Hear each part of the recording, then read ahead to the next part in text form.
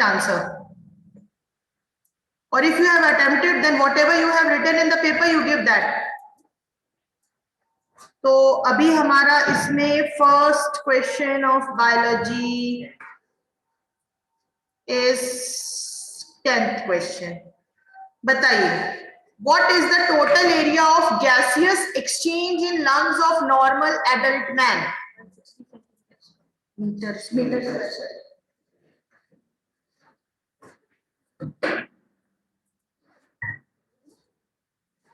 Yes, Shreyansh, but तुमने तो दिया है ना पेपर,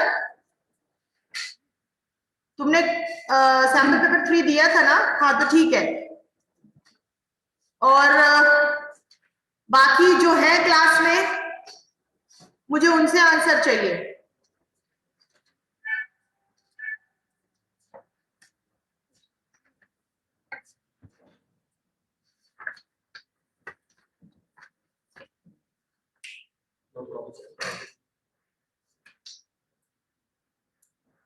आदिश्वर, आपने अटेम्प्ट किया था sample paper 3? Those who have attempted the sample paper 3 and they are present in the class, just raise hand.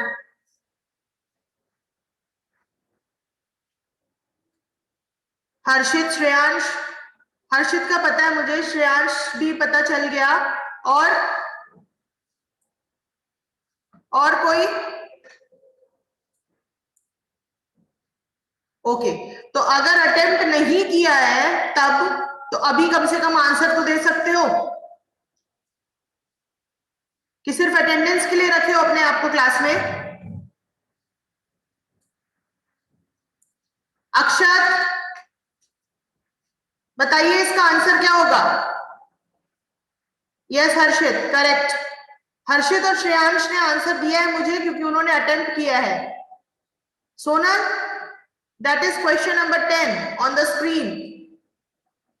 Akshat Malu, unmute yourself and then reply for this answer. ऐसा लग रहा है कि मैं एक एक को आज पकड़ूंगी और देखूंगी कि कौन कौन अपने बेड पे है और कौन कौन क्लास अटेंड कर रहा है आंख खोलकर. अक्षत मालू.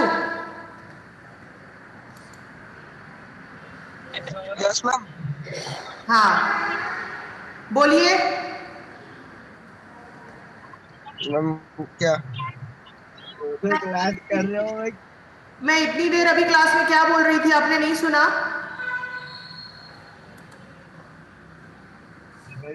नहीं ma'am, actually I am travelling, तो नेटवर्क जा रहा है बार बार. अच्छा, तो ट्रेवलिंग में सुनाई नहीं देता, दिखाई नहीं देता? मैम नेटवर्क जा रहा है तो आपकी बार बार आवाज कम आ रही है, ज्यादा आ रही है, समझ नहीं आ रहा. मुझे सिर्फ क्वेश्चन नंबर 10 का आंसर बता दीजिए. Question number total area of gaseous exchange. Ma'am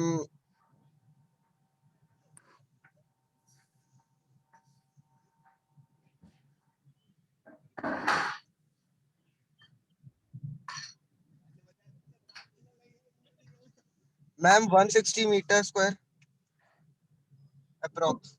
Google से पूछा है क्या? No ma'am, book. Book. Sorry. चलो ठीक है. Next question. Name the part in human body where sperms and eggs are produced. Adishwar.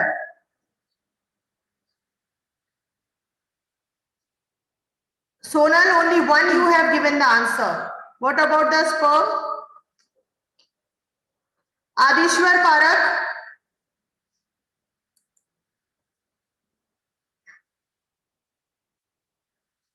Adishwar Parak.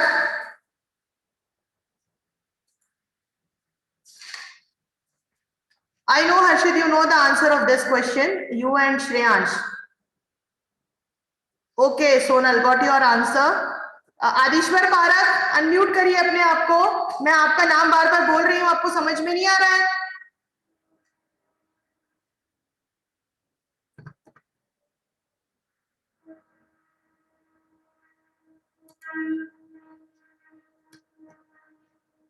Adishwar park, आज तुम्हारी class आगे नहीं बढ़ेगी अगर तुम लोग क्लास में जवाब नहीं दोगे तो।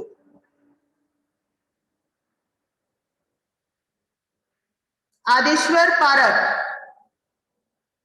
एब्सेंट, आज की क्लास में तुम एब्सेंट हो।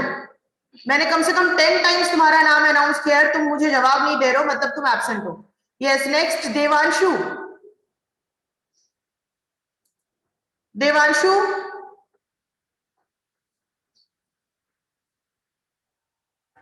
देवांशु,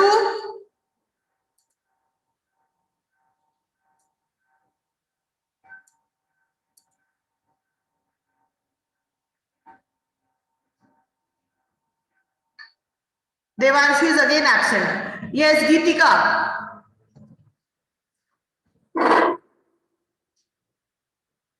गीतिका,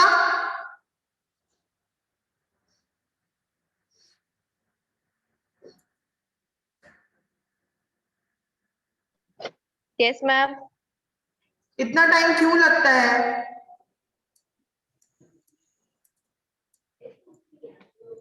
बताइए। Question number 11।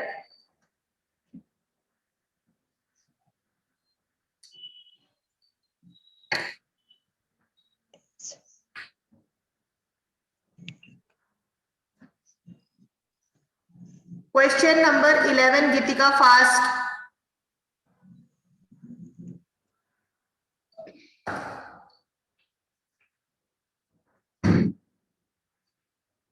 मतलब तुमको ये भी अभी नहीं आता है कि ह्यूमन बॉडी में स्पर्म कहां से रिलीज होता है और एग कहां से आता है? गीतिका,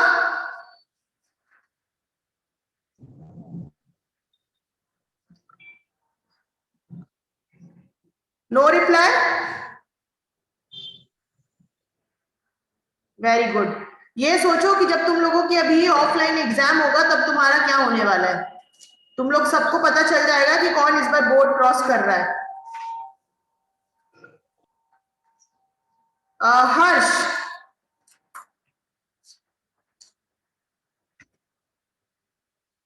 सॉरी ऋषभ, ऋषभ बताइए। Yes, ma'am. 11th का Sperm from testis and egg from ovary.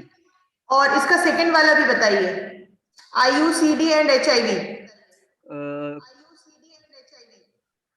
Ma'am क्या बताना है? Second part, full form of IUCD। कौन सा?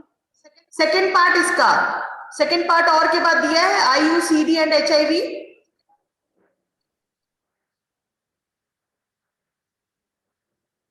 Yes, ma'am.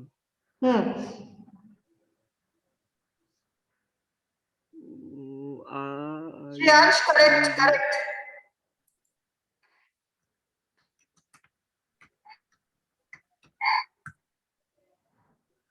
मैम इसका फुल फॉर्म बताना है? हाँ, इसका फुल फॉर्म बताना है आपको। मैम IUCD का इंट्रा यूट्रेनी क्या तो था? हाँ ठीक बोल रहे हो, बोलो। कॉन्ट्रेक्टिव डिवाइस मैम। Contraceptive device. चलो ठीक है, तुम इसको अच्छे से Contraceptive याद कर device. लेना। दूसरा बताओ।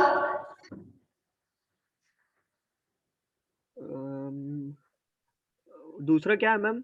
आई HIV। मैम क्या? HIV।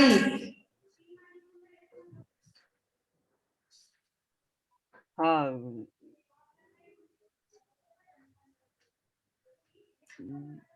हाँ, ह्यूमन इम्यूनोडिफिशियंसी वायरस। ठीक है, okay.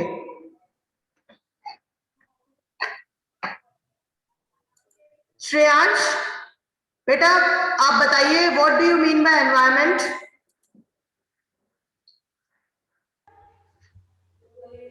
Ma'am, I have attempted second or one. Can I say? हाँ ठीक है, बोलो। Ma'am, first we grass, then insect, then frog, then snake. अच्छा ठीक है, ओके, थैंक यू श्रेयांश। और कोई जिसने अटेम्प्ट नहीं किया है लेकिन एनवायरनमेंट की डेफिनेशन आती है उसको, फ्रॉम ऑनलाइन क्लास? एनवायरनमेंट की डेफिनेशन, हर्षित, एनवायरनमेंट की डेफिनेशन आती है आपको? Yes ma'am. जो भी आती है, एनीथिंग, हाँ, जो भी तुमको समझ में आता है तुम वो बताओ।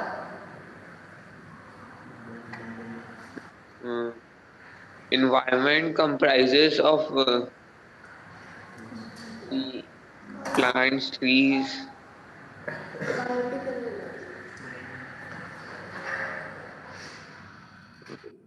कोई बात नहीं, ठीक है। तुमने सेकंड वाला अटेम्प्ट किया था क्या? Rearrange the given. हाँ, यस मैम, इसी को। चलो ठीक है। Rishabh. Yes, ma'am. Ma'am, the natural environment encompasses all living and non-living things Yes. occurring naturally, meaning is case not artificially. ठीक है, बट जब भी हम एनवायरनमेंट की डेफिनेशन लिखते हैं तो लिविंग एंड नॉन लिविंग, तुमने जो वर्ड ऐड किया है बहुत अच्छी बात है। मैंने तुम लोगों को बायोलॉजी का आंसर भी ग्रुप में डाला हुआ है, उस पे एनवायरनमेंट की डेफिनेशन देखना, उस पे जो वर्ड दिया रहता है biotic and abiotic, living and non living science का वर्ड है, ठीक है, बट जो अपग्रेडेड वर्ड है उसका वो है बायोटिक एंड एबायोटिक। तो आप उस वर्ड को एनवायरनमेंट में जरूर ऐड करिए कि it is a comparison, it is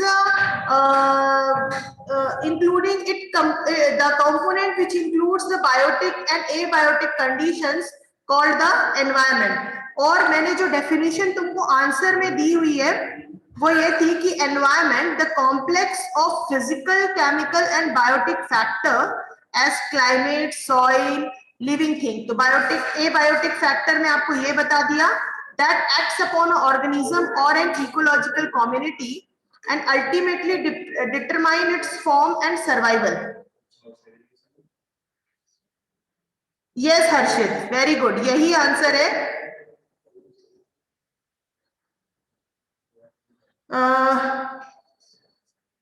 obtain from nature।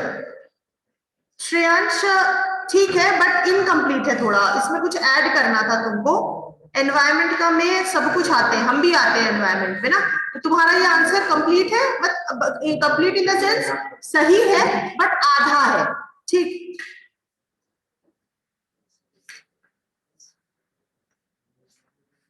Yes ठीक है Sonal, you are also correct, the natural world, the surrounding, but still इसमें दो चीज एब्सेंट है, biotic and abiotic. Harshit, your answer is correct. Anything which comprises of biotic and abiotic component is called environment. Now let's see what Nandika is replying. Nandika is also want to say the definition of environment.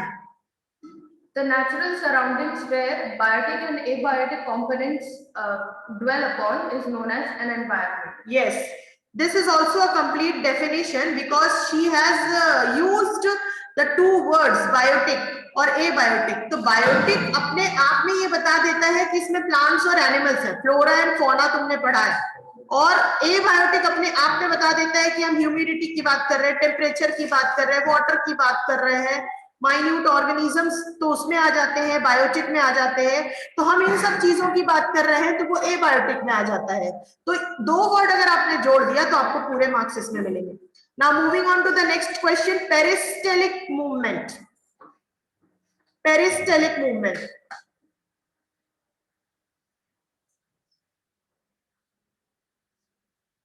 हाँ ठीक है Shreyansh, but again तुम्हारा answer सही है, इसमें तुमने फिर एक वर्ड छोड़ दिया है, एक या दो वर्ड जो कि कंप्लीट कर देता पूरे डेफिनेशन को। लेट्स सी कि हर्षित, व्हाट हर्षित विल राइट। हर्षित और Sonal please right your answer also.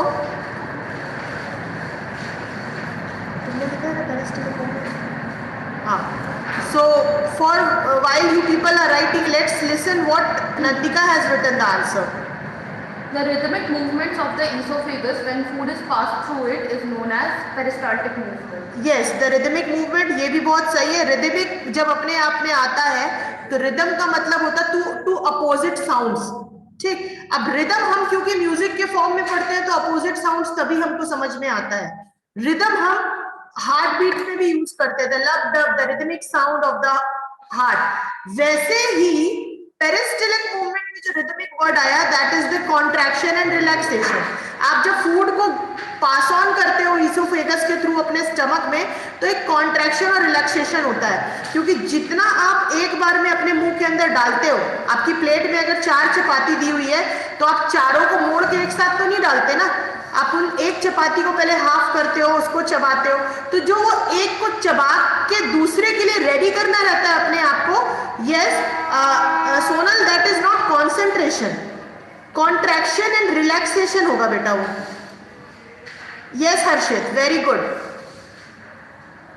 हाँ ऋषभ, तुम भी सही लिख रहे हो, हाँ यही इसका करेक्ट डेफिनेशन है। सोनल आप प्लीज अपनी स्पेलिंग को सही कर लीजिएगा, दैट इज द कॉन्सेंट्रेशन लिखा हुआ है, उसमें आएगा कॉन्ट्रैक्शन।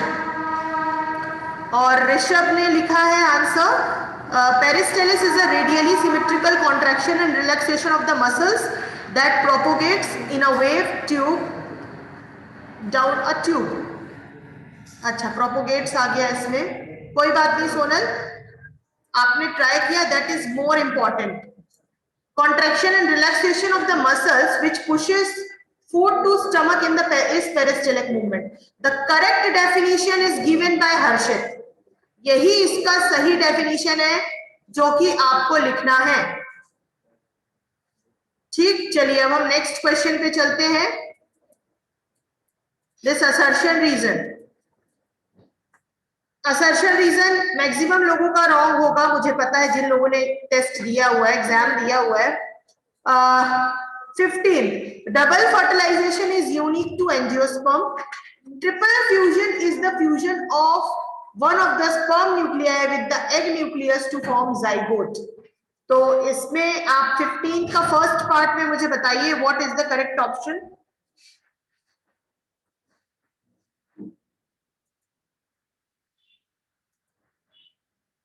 अगर अटेम्प्ट किया है तो जो लिखा होगा वही बता दीजिए, और अगर नहीं अटेम्प्ट किया तो अभी क्या समझ में आ रहा है।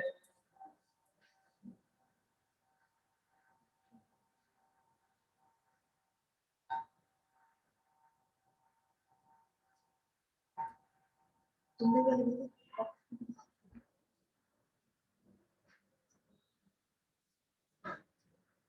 Okay, so the correct answer is C option. A is true but R is false इसमें।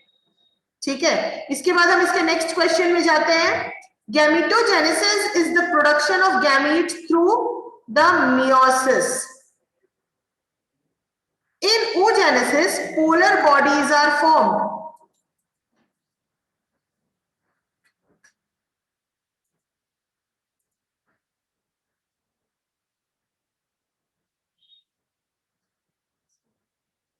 क्या किया था तुमने? अभी है।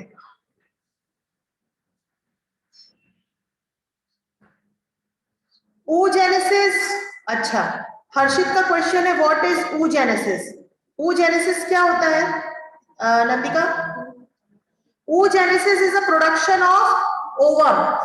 जैसे गैमीटोजेनेसिस क्या होता है? प्रोडक्शन ऑफ गैमीट्स, वैसे oogenesis होता है प्रोडक्शन ऑफ ओवम। ठीक, तो आपका क्वेश्चन है in oogenesis polar bodies are form, reason है आपको, और assertion है gametogenesis is the production of gametes through the meiosis. Harshit, you are correct. भले तुमने हो सकता है इसमें तुक्का मारा होगा, but you are correct. The correct option is option D. Assertion is false but reason is true. इसके बाद question number 16, primary energy source of detritus food chain is dead organic matter. Main sources of dead organic matter are fallen leaves and dead animal bodies. detritus मतलब जो animals नीचे मर जाते हैं और उसके बाद उनमें जो रिएक्शंस होता है, मैं इसकी करेक्ट वो बताऊंगी तुमको अच्छे से।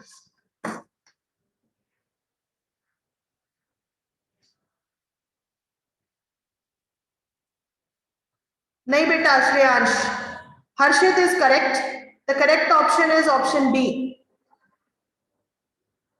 ठीक है, चलो हम इसके बाद हम नेक्स्ट क्वेश्चन पे बढ़ते हैं। नेक्स्ट क्वेश्चन इज, हाँ this is your next question. तो ये आपके सामने ग्राफ गिवन है, आपके सामने एक ग्राफ गिवन है। You are expected to answer any 4 sub parts in these questions. ये चीज याद रखो, this is not a case study, sorry value based question. 10th and 12th board में कभी भी अब वैल्यू बेस्ड क्वेश्चन नहीं आता है, केस स्टडी क्वेश्चंस आते हैं।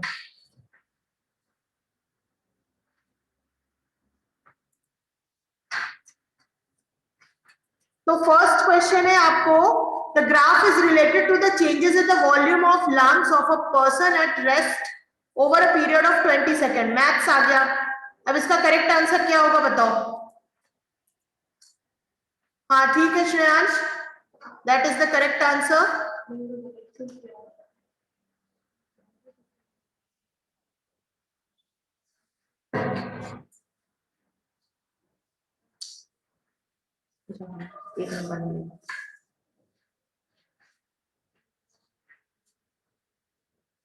इसके बाद नेक्स्ट क्वेश्चन,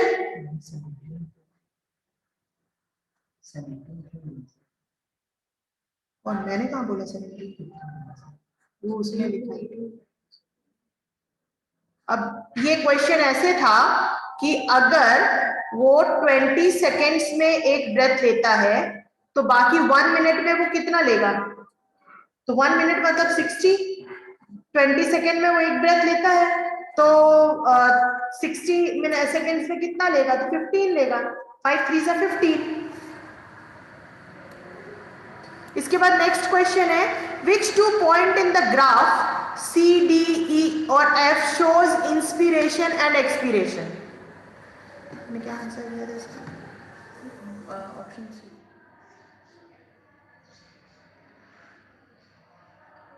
इसका ऑप्शन बी आएगा, बी। बी मतलब DF, DF ले रहा है। तो इंस्पिरेशन और एक्सपिरेशन मतलब inhalation and expiration. Inspiration and expiration ना, तो इंस्पिरेशन भी होगा तब बढ़ रहा है, घट रहा मतलब है। हाँ एक्सपिरेशन। देखते हैं बाकी लोगों ने क्या आंसर दिया है। हाँ करेक्ट श्रेयांश, ठीक है, सही आंसर। इसके बाद विच क्वेश्चन, अच्छा, which of the following muscles helps inhalation. Which of the following muscles helps inhalation? इसका आंसर है B।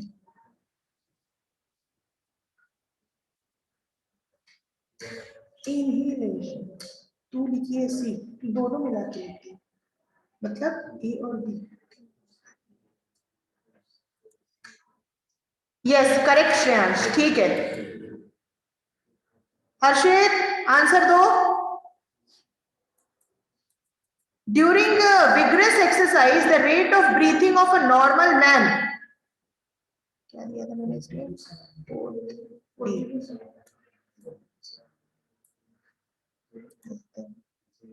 हाँ ठीक है Harshit, correct. Correct answer is 40 to 70। इसका बताओ correct sequence, which is the correct sequence of air passages during inhalation. तू देखते जा मैंने क्या क्या गलत किया। मैम बी मेरा सही है। मैं भी सही थी और इसमें आंसर अरे बी दिया है। 5 का डी ना, 5 का बी है ऑप्शन। मैम बी भी तो सही है, पर अब देखो भाई तो नोस्ट्रल्स पेरेंट्स आ रही है। तुम लोग दोनों तुम्हारी क्लास में भाई मैम अभी वही सोचती थी कि पेरेंट्स पहले आते थे। बाद में बात करते हैं। तो इसका तुम लोगों के अकॉर्डिंग क्या आंसर होगा। दोनों का आंसर 5 का बी लिखा है, पैसेज पैसेज।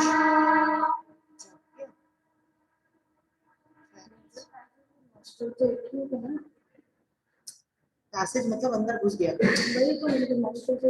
हाँ चल ठीक है मान लिया, चल उसके बाद ऐसा होता है एक एक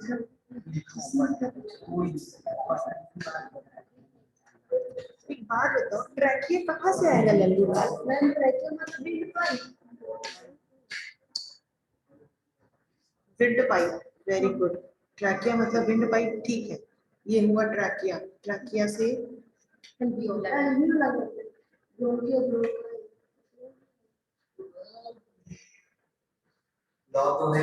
ये वाला आंसर मैं बाद में बताऊंगी, अभी मैं कंफ्यूज हो रही हूँ। फिफ्थ वाला करेक्ट आंसर मैं बाद में बताऊंगी हर्षित श्रेयांश। इसके बाद नेक्स्ट क्वेश्चन है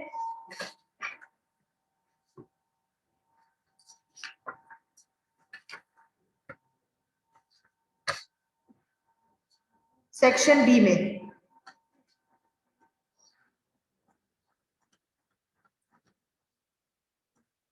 ये है ना, हाँ।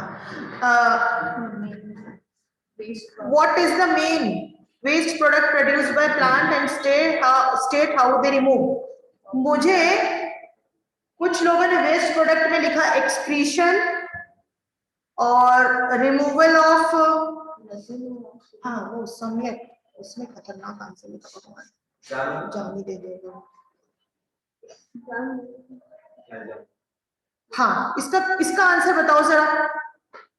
नंदिका तुमने लिखा है क्या इसका आंसर? मैंने सेकंड अटेम्प्ट किया था लेकिन आपको सब पता है। हाँ तो बताओ जरा। रेजिन एंड ऑक्सीजन, फोटोसिंथेसिस में ऑक्सीजन उसका बेस्ट प्रोडक्ट होता है। वही तो रेजिन तो वही होता है, रेजिन मतलब रबर और गम ही होता है। हाउ बताओ। फोटोसिंथेसिस में ऑक्सीजन एक्सक्रीट हो गया, ये तो वेस्ट प्रोडक्ट है, वो उसका स्टेम या ट्रंक से निकलता है रेजिन के रूप और मैंने इसका आंसर जो आंसर स्क्रिप्ट में लिखा है वो ये था कि carbon dioxide, excess water produced during respiration and nitrogenous compound produced during protein metabolism are the major excretory products. ठीक, तो इसके बाद इसका नेक्स्ट क्वेश्चन है name the organ which store bile. क्या है भैया ऑर्गन? Gall bladder. और क्या निकालता है? What is the function of bile?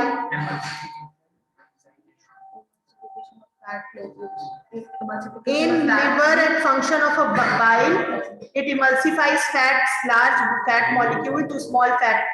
ठीक है, वेरी गुड श्रेयांश और Harshit, keep it up. Yes Nandika तुम भी कुछ बोल रही थी इसका answer? Yes, ma'am. Bile is stored in gallbladder after being produced by the liver. Bile juice and bile salts help in the emulsification of fat and the breakdown of large fat globules. Next question, question number 22। ये मुझे लगता है कि ये सबसे बन जाना चाहिए था। What would be the consequences of the deficiency of hemoglobin in our body? क्या हो सकता है? Yes Shreyansh, good. और यस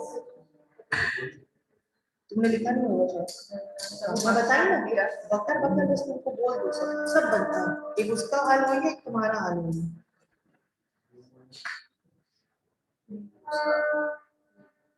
उसका बकर बकर करने को तो आंसर ठीक है, मैंने इसका आंसर समझ पाइए। तुमने लिखा हुआ है map retinas will fading in blood, मतलब बोला जा रहा है कि रेड नहीं रहेगा, ब्लड का कलर रेड नहीं रहेगा। नहीं बेटा ऐसा नहीं होता पुण्य। हाँ बीपी लो हो सकता है, redness will fading in blood नहीं होता। ब्लड का कलर हमेशा हमारी बॉडी में रेड ही रहेगा, उसका कलर पतला नहीं हो सकता, लाइट नहीं हो सकता, तो वो वैसे ही रहेगा। हीमोग्लोबिन की क्वांटिटी कम हो जाती है जिसको हम अनीमिया बोलते हैं। मैंने इसका आंसर ऑलरेडी दिया हुआ है तुम्हारे उसमें आंसर स्कीम में, आप चेक कर सकते हैं। हम इसके बाद नेक्स्ट क्वेश्चन पे बढ़ते हैं।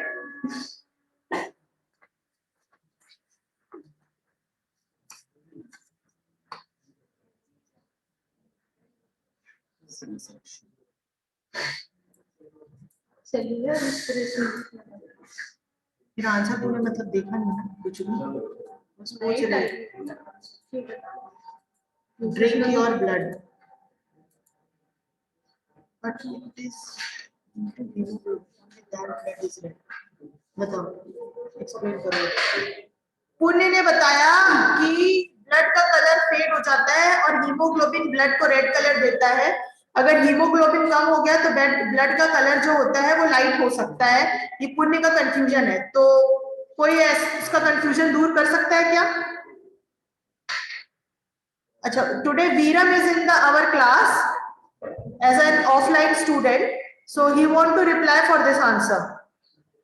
Yes, ma'am. Ma'am, firstly, the color of blood cannot be means faded or diluted as the chemical composition enables it.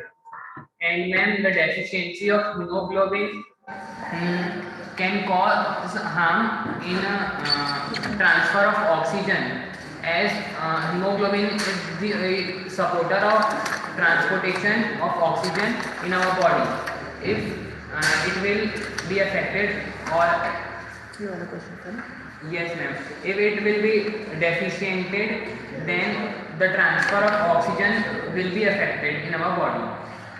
Acha, Nandika also want to reply in this. Yes, Nandika. Deficiency of hemoglobin in human body can hinder the supply of oxygen throughout the body and can cause anemia due to a general state of weakness. समझ में आया पुण्य? ये लोग ये explain करना चाह रहे हैं कि जो कलर होता है, जैसे डेफिशिएंसी होती है हमारे ब्लड में, तो उसमें डेफिशिएंसी का मतलब हीमोग्लोबिन का कंटेंट कम होता है। हीमोग्लोबिन अपना कलर नहीं छोड़ता, उसका कलर वैसे ही रहता है। हीमोग्लोबिन रेड कलर क्योंकि आरबीसी से प्रोड्यूस होता है, इसलिए हीमोग्लोबिन अपना कलर नहीं छोड़ता। Okay, so now next question, explain the role of ileum in the process of digestion.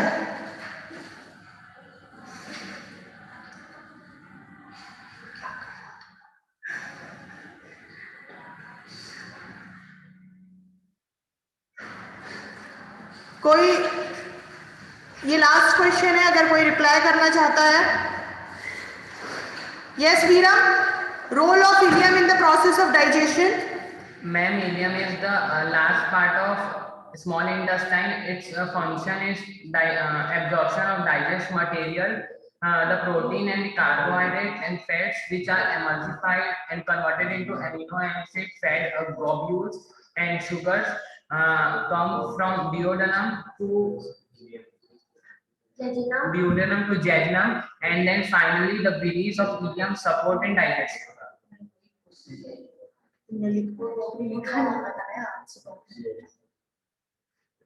ठीक है,